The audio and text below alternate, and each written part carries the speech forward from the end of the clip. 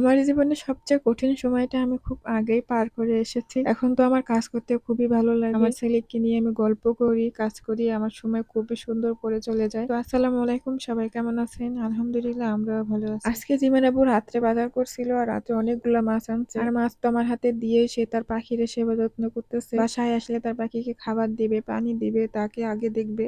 তারপরে সে ঘরে আসবে। আর আজকে জিমের আব্বু রাত্রেই বাজার করছে, যেহেতু তার দিনের ডিউটি চলতেছে, তো রাত্রে বাজার করছিল।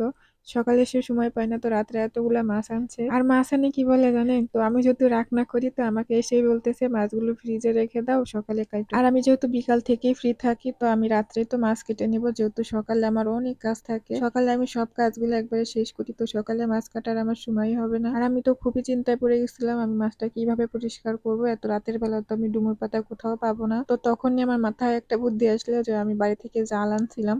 এগুলা হচ্ছে খেওলা জালের যে অংশ থাকে নষ্ট হয়ে যাওয়ার পরে, তো সেগুলো আমি আনছিলাম একটা দরকারে। তো সেই জায়গা থেকে ভাবতেছি এটা দিয়ে ডলে আমি মাছটা পরিষ্কার করে নিব।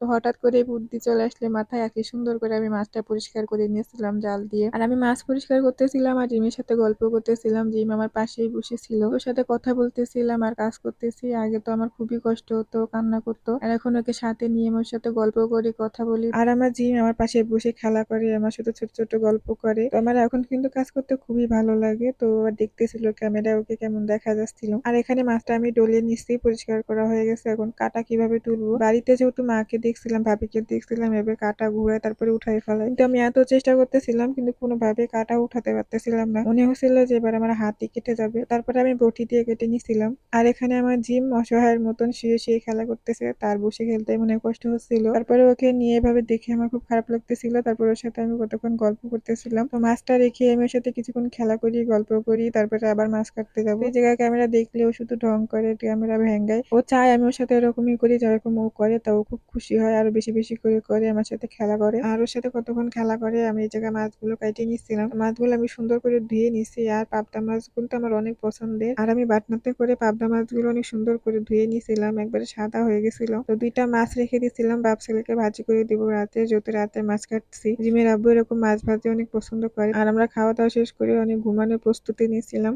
কিন্তু এই জায়গায় জিম আবার পেয়ারা খাবে বলে বায়না করতেছিল, তো ওই জায়গায় কাটিয়ে দিচ্ছিলাম। কিন্তু নিজে না খেয়ে আমাকে তো বারবার খাওয়াচ্ছিল, সাথে বাবাকেও দিচ্ছিল। তো আমরা একটার পর একটা দিচ্ছিল, গেলে খাওয়া শেষ করতে পারতেছিলাম না, আর বারবার ঠাইসে ঠাইসে মুখের ভিতরে ঢুকাই দিচ্ছিল জিম। আমি খুব ছোটবেলা থেকে জিমকে নিয়ে কাজ করতাম, সবই কাজে নিজেই করতাম। তো এখনো পারি। আমার ছেলেটা মাশাআল্লাহ অনেক বড় হয়ে গেছে, কারো সাহায্য ছাড়াই আমি এতটুকু বড় করতে পারছি।